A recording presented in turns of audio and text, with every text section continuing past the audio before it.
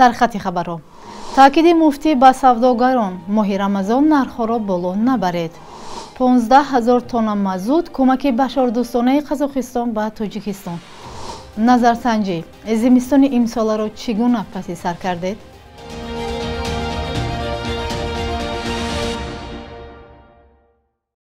سلام بیننده های عزیز و امید تنصیحاتی شما. برنامه نویدی بامدادی را آغاز میکنیم. امروز پنجشنبه 14 مارس. سید مکرم عبدالقادر زاده رئیس شورای علمای تاجیکستان در یک اظهارات به طور سنئی بالا بردن نرخ‌ها را برای گرفتن فایده بیشتر در این ماه عملی بدترین دانسته است. به گفته او این مبلغ به آنها بجز نگرانی و ناکامی و پریشانی و تشویش ها چیزی نمیدهد. ما کمبودی روغن، آرد، میوه نداریم، همه انبارها پر از این نعمت هاست. حالا به طور سنئی بلند برداشتن نرخ مواد مورد نیازی اول، برداشتن نرخ دیگر محصولات، عموما سوء استفاده از ماه مبارک رمضان یا روزهای مبارک عید بسیار گناهی عظیم بوده، پیامدهای ناخوش نیز دارد، تاکید کرده است عبدالقادر زاده.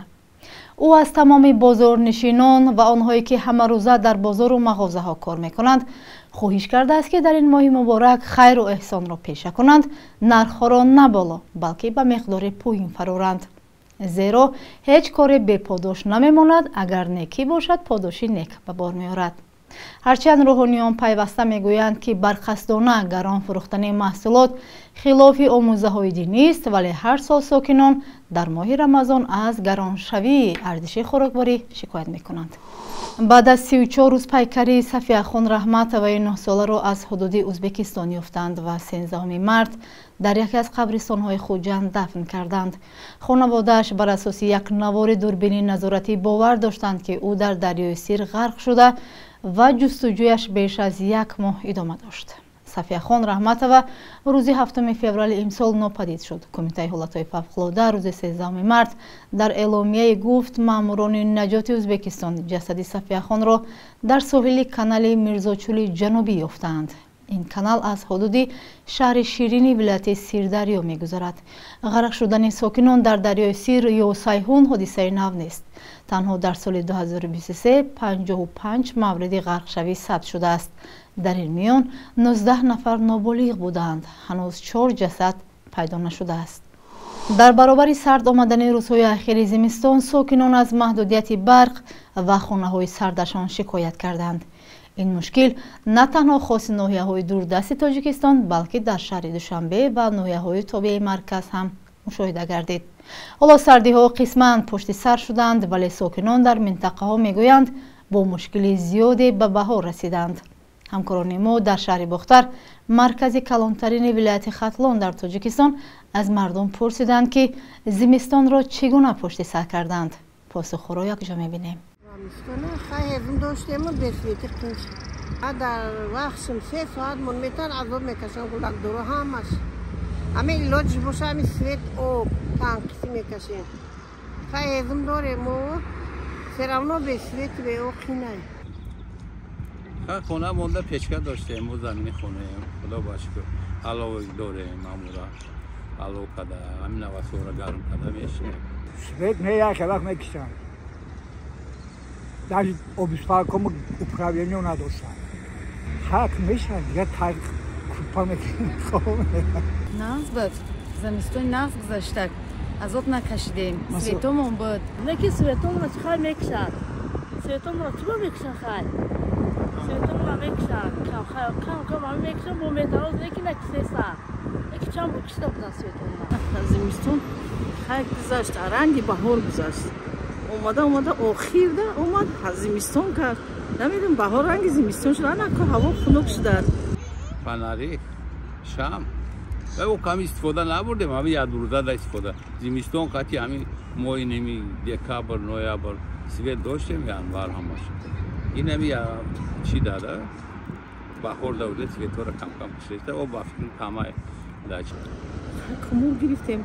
گرم کردیم سویت نبود که مرا گرفتیم گرم کردیم روشنی نبود همه میآید میکشن اگرانیچی نمیگن همخیری کرده است نه ممکن که گذاره با همین بهتر میکردن خوبتر میشد حوض اگرانیچی مردم کم ترک و از مینی میغلطه کم تر حوضی و همین وقتی خونکی برفی ده бисёр света куштану даргирона акоҳози камтар гармтар шуда хонора хай печка этажода печка шимондем ҳевим капук харидем ая хелиш наметона шарда навак свечида шардам свет намад мамшкай фонари қати یکی از وقتی روزا صرف شده است سویت هستن خیلی که پشکا دارم خدا را شکر و کارخود زندگی می‌کنیم پشکا علاوه کمر می‌خریم نگذرونی روسا اونای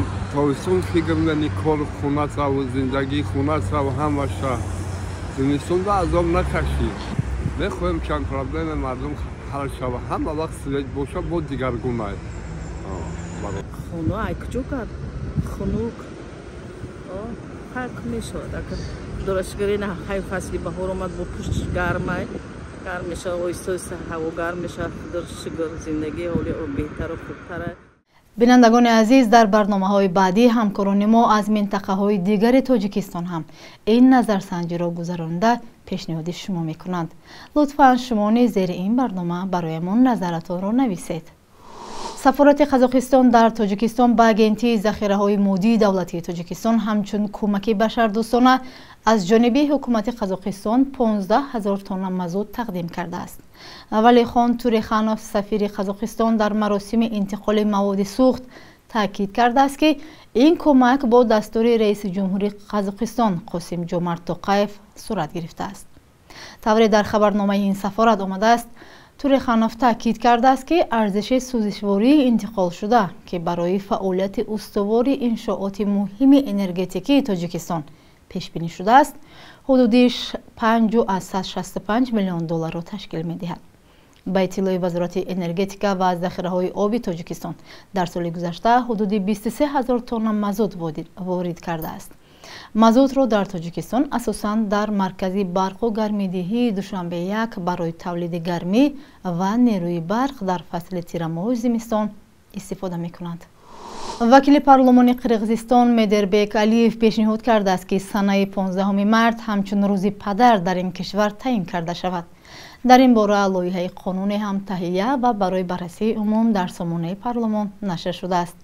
علیف گفته است هدف از لایحه قانون تقویت خانواده و بلند برداشتن مسئولیت پدر در عائله است. در لایحه گفته شده است که پدر در رشد شخصیت، مهارت و ارزش‌های اجتماعی فرزندان نقش کلیدی می‌بازد.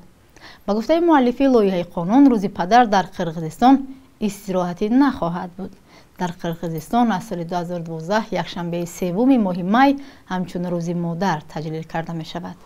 پرزیدنت کنونی و سابق ایالات متحده آمریکا جو بایدن دموکرات و دونالد ترامپ جمهوری خواه جانبداری اکثر وکیلان انجمن‌های حزبی را که تابستان امسال نامزدها به مقام پرزیدنتی آمریکا را در انتخابات ماه نوامبر پیشبری می‌کنند به دست آوردند.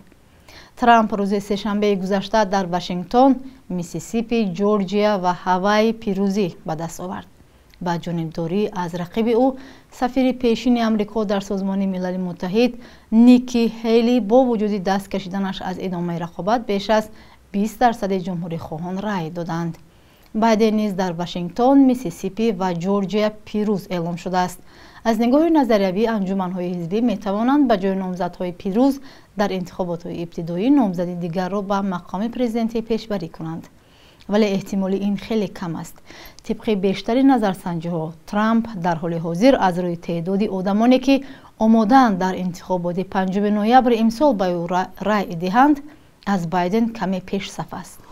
و حالا بخش یک روز تاریخ را در تهیه همکارمان خیرامان بقازوده همراه می‌بینیم تا از مهمترین تحولات تاریخی برای امروز بیخبر نمانیم.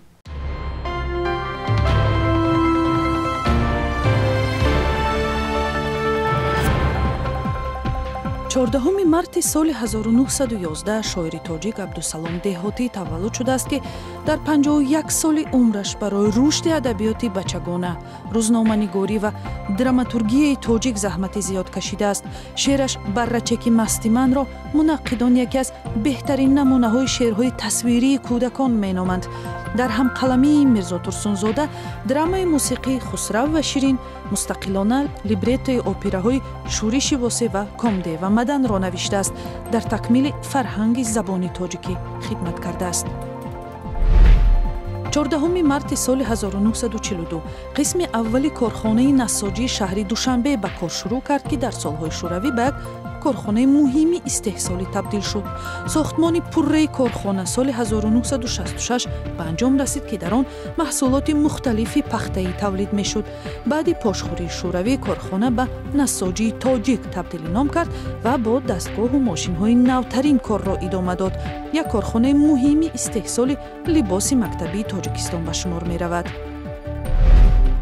14 марти соли 1948 олими физикдони тоҷик Маҳмадшоҳ Илолов таваллуд шудааст, ки барои рушди илми тоҷик саҳм гирифтааст. доктори илмҳои физика ва математика, академик, дар мақоми президенти Академияи илмҳои Тоҷикистон кор кардааст. дар самти назарияи муодилаҳои дифференсиалӣ ва татбиқи онҳо кор карда муаллифи беш аз 400 асари илмӣ мебошад. бонки миллӣ 1000 рубли русиро ба 119 сомонӣ, $100 ба 1095 ва 100 евро ба 1198 сомонӣ муқаррар кардааст.